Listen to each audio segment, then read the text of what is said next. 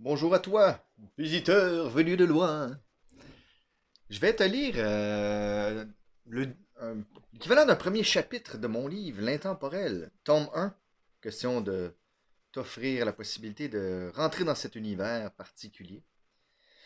Il faut savoir que le livre est un livre illustré, mais que malgré que, il y a des illustrations à l'intérieur, il nul besoin de les voir pour comprendre l'histoire. Alors ça commence ainsi, L'Intemporel, tome 1. Ça s'appelle L'origine de l'action, c'est le nom du livre. Et c'est le tome 1 du cycle du cache-mort. Donc c'est un cycle de 7 livres. Et je vous en lis le début dès maintenant. Les 100 pas. Une lumière de fin de journée filtrait à travers les carreaux ternis par les années. Les planches craquaient tandis que, pour la 100e fois, un homme arpentait l'espace entre son bureau et la fenêtre. Cette distance de quelques pas, insignifiante en soi, pouvait contenir l'univers entier, tant vastes étaient ses pensées. Dans cet atelier flottait une odeur de vieux bois, autant celle des meubles anciens qui exhalaient leur passé poussiéreux que celle des bûches qui brûlaient dans l'âtre le matin même. Alors qu'il entamait une autre ronde qui le mènerait inévitablement à la fenêtre, le marcheur pensif pardon, le marcheur pensif laissa traîner voyons, le marcheur pensif laissa traîner un doigt sur la surface lisse mais noueuse de son pupitre. Le sillon sur le dessus de son écritoire et la poudre gris-bleu sur le bout de son doigt le laissa songeur. Le laissait songeur. Les domestiques négligent-ils leur travail ou la saison des poussières aurait déjà commencé? Grand, finement vêtu, le rêveur à la chevelure hirsute s'était arrêté un instant pour observer son doigt. Alors que son regard dérivait tranquillement vers le néant, un coup de fouet intérieur lui remit ses pensées en place. Concentration! Je dois me concentrer. Il est si facile de s'égarer dans d'autres songes. Serait-ce que je ne veuille pas réellement m'attaquer à la tâche? Il se remit à marcher, marmonnant et gesticulant son dialogue intérieur. Il se disait que la nervosité, voire l'excitation, l'empêchait de s'asseoir à son écritoire, de prendre sa plume et d'abattre la besogne qu'Azabessa lui avait confiée. En effet, cette demande lui venait directement de l'impératrice, facteur anxiogène s'il en est un. Découragé, il s'approcha de la fenêtre et, malgré lui, se laissa sombrer dans le souvenir troublant de cette rencontre. On entre dans un carnet. On est dans la tête du narrateur. Et ce carnet s'appelle La demande d'Azabessa. Et il y a une petite note en dessous, c'est marqué 36 000 post-lunatilisme. Vous en déduirez ce que vous voudrez par la suite. On est maintenant dans un carnet. C'était une journée radieuse. Il faisait chaud, sans que la chaleur ambiante nous écrase pour autant.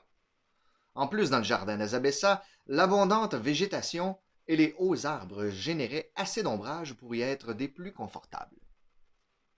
Autour de moi pullulaient les plantes les plus fascinantes qu'il soit permis d'observer. Le palais de l'impératrice se déployait en un immense jardin dont elle était la maîtresse d'œuvre. Malgré que ce n'était pas la première fois que je rencontrais Azabessa, j'éprouvais une forme d'inconfort, me sentant indigne de fouler le sol de ce sanctuaire. Devant moi se trouvait la fontaine de l'oracle, lieu sacré pour mon peuple, mais familier pour la souveraine. Elle usait de cet endroit pour traiter les affaires courantes de ses royaumes. Il s'agissait d'un immense bassin parsemé de nénuphars multicolores et de plantes aquatiques secouées de temps à autre par les poissons qui foisonnaient sous la surface de l'eau. Les chemins quadrillant ce vaste jardin étaient constitués de matériaux vivants, solides et praticables. De grands arbres poussaient à même cette source, créant un toit végétal. Sur leur écorce dorée grouillaient de petits mammifères et, dans les branches en hauteur, piaillaient une multitude d'oiseaux. De nombreuses sculptures émergeaient de l'eau, représentant des héros, des événements marquants et même des interprétations abstraites de ce qui amena cet empire à devenir ce qu'il est aujourd'hui. Pour compléter la scène, des spirales d'eau jaillissaient à tout moment de fontaines dissimulées, imprégnant le visiteur d'une ambiance magique, voire sacrée. Lorsque les parfums floraux valsaient jusqu'à mes narines, je plongeais à chaque fois dans un état de béatitude. Je prenais alors un instant pour apprécier l'harmonie qui émergeait de ce chaos organique. Et tel était encore mon état d'esprit lorsque j'atteignis le centre de cet Éden, afin de répondre à l'appel de l'oracle. Je vous montre l'illustration ici qu'il y a à l'intérieur. C'est une vue à l'intérieur du jardin d'Azabessa. Je l'aperçus à plusieurs enjambées de moi, se tenant droite, quoique assise sur une flopée de coussins. Des voiles d'eau, provenant des fontaines parsemées entre elle et moi, m'empêchaient d'avoir une idée nette de l'apparence de la souveraine.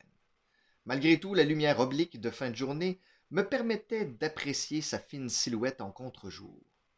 Loin de la richesse des souverains primitifs qui se tenaient sur des trônes d'or pour intimider leurs interlocuteurs, l'absence de luxe chez Azabessa générait l'émerveillement et le respect en laissant la place à l'imagination. Maître Cymric, c'est toujours un plaisir de vous revoir. Votre présence et votre énergie diffèrent tant de celles des autres. Je sursautai presque en entendant mon nom. Sortant de ma rêverie pour en aborder une autre, je me dis que le commun des mortels aurait été étonné de la clarté de cette voix, malgré le bruit environnant. Autour de nous, les oiseaux s'en donnaient à cœur joie. Les innombrables jets d'eau créaient un clapotement assourdissant et les insectes stridulaient chaotiquement sur un fond de bruissement de feuilles irrégulièrement ballottées par le vent. Mais justement, l'impératrice n'appartenait pas au commun des mortels. Elle régnait depuis des millénaires. Elle ne parlait pas, elle portait directement ses messages dans l'âme de ses interlocuteurs. On aurait dit que nous étions seuls en ce lieu mystique, mais je savais qu'il n'en était rien. Personne ne pouvait entendre notre discussion si tel en était le désir de l'impératrice. Or, ce ton familier me laissait croire que c'était le cas. Je poursuivis le dialogue. Oh, mon inestimable souveraine, il s'agit d'une joie partagée que d'être de nouveau en votre présence. À chaque fois que vous m'interpellez, vous me faites un honneur suffisant à combler tout désir qu'un Wigan puisse avoir. Vous me savez déjà tout à vous. Alors, que puis-je faire pour votre bonheur? Je sentis un tressaillement dans la silhouette de ma souveraine, comme si elle attendait cette question avec excitation. Elle savait que sa requête sortait de l'ordinaire et elle me l'offrait tel un présent dont on sait qu'il produira un impact non négligeable. Tout simple, mon appréciable ami. J'aimerais simplement que vous m'aidiez à conquérir l'univers. Du moins, celui que nous avons découvert jusqu'ici, alors l'univers connu. Agenouillé devant ma souveraine, je relevai lentement la tête sans pour autant que ma mâchoire suive. Mais, je ne suis pas un homme de guerre, balbutiai-je. Pourquoi... non, balbutiai-je, quoique j'avais bien de l'expérience en la matière. Je ne comprends pas. Là, il y a eu une petite pause dans ma lecture parce que je regardais une phrase que j'ai écrite et malgré que je l'ai relue et révisée 1000 fois, il arrive parfois que on regarde et on fasse est-ce que c'est bien écrit cette phrase-là? Anyway, vous en jugerez par vous-même. À l'audio, ça marche très bien. Je reprends. Mais je ne suis pas un homme de guerre, balbutiai-je, quoique j'avais bien de l'expérience en la matière. Je ne crois pas que... Elle m'interrompit. Je ne parle pas de guerre, mon cher, je parle ici de conquête pacifique. Elle fit une pause, considéra mon silence ébahi, cherchant peut-être le meilleur angle pour développer sa pensée, et poursuivit. Vous savez, pour y avoir participé de plusieurs manières, que nous possédons le plus vaste des empires connus. Nous sommes des intemporels et nous avons su user de ce pouvoir inouï pour pacifier notre planète, notre système solaire et bien au-delà. En ouvrant les bras pour englober tout ce qui entoure, elle enchaîna. À l'image de ce lieu où nous discutons, je vois l'univers comme un vaste jardin à organiser. Ma destinée est de faire fructifier les terres sous ma gouverne. Or voilà, dans les derniers millénaires, nous avons découvert plus d'une forme de vie intelligente dans le firmament. Quelle fascinante période pour notre espèce. Nous recensons les œuvres de l'un partout où nous aboutissons. Elle marqua une pause. Une ombre venait de passer sur son visage. Mais voilà, que les faux frères ont ressurgi. Je crains pour l'équilibre de toute notre œuvre, maître Cymric. Ils ont commencé à servir certains peuples primitifs. Or, ce n'est pas ainsi que je désire procéder. Jusqu'ici, nous avons principalement opéré en n'intervenant pas dans les affaires des peuples découverts, attendant leur maturité avant d'entrer en contact. Ce que nos ennemis font mènerait inévitablement à une guerre aux dimensions galactiques. Cette perspective lui fit faire la grimace. Le temps est venu de faire des nouveaux peuples nos alliés, poursuit-elle avec assurance, plus que le narrateur. Comme avec un arbre fruitier, en s'en occupant correctement, ils porteront de meilleurs fruits et seront heureux de les partager avec nous. La stupeur liée à sa demande s'estompait, mais je tremblais encore de la lourdeur de cette requête. D'accord, je seconde votre vision, mais j'ai un peu de difficulté à saisir mon rôle dans tout cela. En quoi puis-je vous être utile alors? Permettez-moi cette métaphore de jardinage. Lorsque l'on transplante un arbre dans un nouveau lieu, il est bon de laisser aux racines une partie de sa terre originelle. De cette manière, les deux sols se mélangent au fur et à mesure que le plant prend de l'expansion. Ainsi, il s'adapte mieux et tire le meilleur des deux terreaux. Plutôt que d'être ralenti dans sa croissance par un choc des cultures, l'arbre pousse encore mieux dans cette richesse nouvelle. De plus, ses rejetons seront plus forts et adaptés à cet environnement. Quand c'est bien fait, la flore d'accueil considère cette nouvelle espèce comme la sienne. Devant mon regard de truite, elle comprit qu'elle devait laisser la métaphore de côté et aller directement au concret. Je veux que vous parliez de notre monde à nos futurs alliés. Nous observons les nouveaux peuples depuis trop longtemps. Il faut établir le contact, les réveiller, afin d'agrandir notre empire avant que nos ennemis s'y attaquent. Je veux conquérir les cœurs et les âmes, non les corps et les biens. En comprenant qui nous sommes et d'où nous venons, ils se joindront plus aisément à nous. Malgré tout le respect que je devais à ma souveraine, j'avais l'impression que mon esprit se voilait d'un brouillard qui s'épaississait au fil de la discussion. Vous voulez offrir des cours d'histoire au nouveau peuple? Pourquoi ne pas demander à Syl Cyrilliac Chalwig? N'est-il pas le plus sage et le plus savant des anciens? Un esprit si fin, dit-elle, plus pour elle-même que pour moi. Mais pourtant, vous ne saisissez pas encore. Je n'ai pas la prétention d'égaler, ne serait-ce que la moitié de votre intelligence, mon impératrice bénie d'une conscience lumineuse. Elle pencha la tête sur le côté comme un animal qui s'interroge. Que m'avez-vous dit 100 fois de maître Cyrilliac? J'eus une pointe de honte en même temps qu'un rictus de satisfaction à l'idée que ma souveraine, si sage et posée, se souvienne d'une réplique imprégnée de mauvaise foi. Il endormirait n'importe quel champion de l'insomnie avec ses discours interminables. Elle leva les deux mains en signe d'approbation. Vous croyez que nous conquérons les cœurs et les âmes avec des informations théoriques? Nous avons besoin de récits qui stimulent l'imaginaire et qui permettent de comprendre la nature de notre monde. Elle fit une autre courte pause, comme pour me laisser le temps de faire le cheminement qui l'amènerait au point suivant. C'est de votre vécu que j'ai besoin. Je vous choisis pour votre fougue. Malgré votre intemporalité, vous avez encore ce trait de caractère peu répandu parmi les nôtres, l'impatience. Un peu gêné de cette tare, je tentai de me justifier.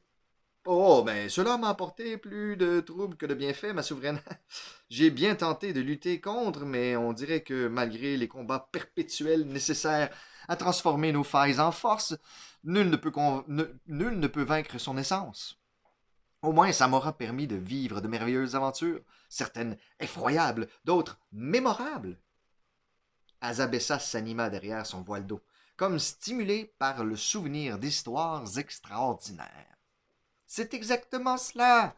Selon ce que je connais de vous, vous trépignez de plaisir devant l'inconnu, et comme vous me l'avez déjà dit par le passé, vous n'avez rien à envier aux chatons sur le plan de la curiosité.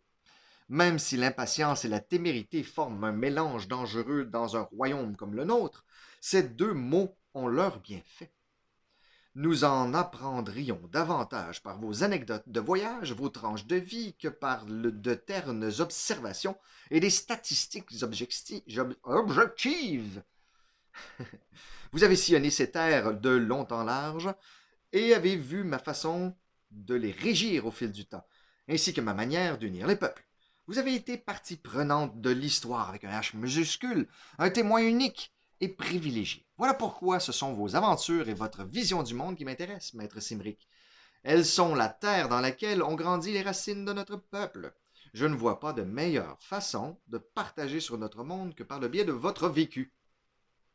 Je ne pus me taire Je ne pus que me taire après cette déclaration, laissant pénétrer en moi le sens de ces paroles, sentant mon ego se tortiller de plaisir en mes entrailles. Je me dis, mon expérience de vie comme arme de conquête, qui l'eût cru? L'impératrice Azabessa se leva et coupa court cette discussion. Allez, maintenant que vous comprenez l'importance et la nature de mes désirs, attelez-vous à la tâche, prenez votre temps, mais pas trop. Il y a des faux frères qui veillent, et il est primordial de les prendre de court. Allions-nous au nouveau peuple avant qu'il ne soit trop tard. Va, telle est ma volonté. C'est fini avec une illustration du jardin d'Azabessa auprès du lac des Immortels. Et au loin, on voit le Perse-ciel, chose qui va être discutée plus tard. Parce que j'aime ça mettre dans mes illustrations des choses qui font en sorte que tu comprends mieux l'histoire. Donc, je vais couper à ce moment-ci la lecture et je poursuivrai dans une autre vidéo. J'espère que vous avez apprécié et que vous ne m'en voulez pas trop pour le côté non professionnel de cette lecture. À bientôt.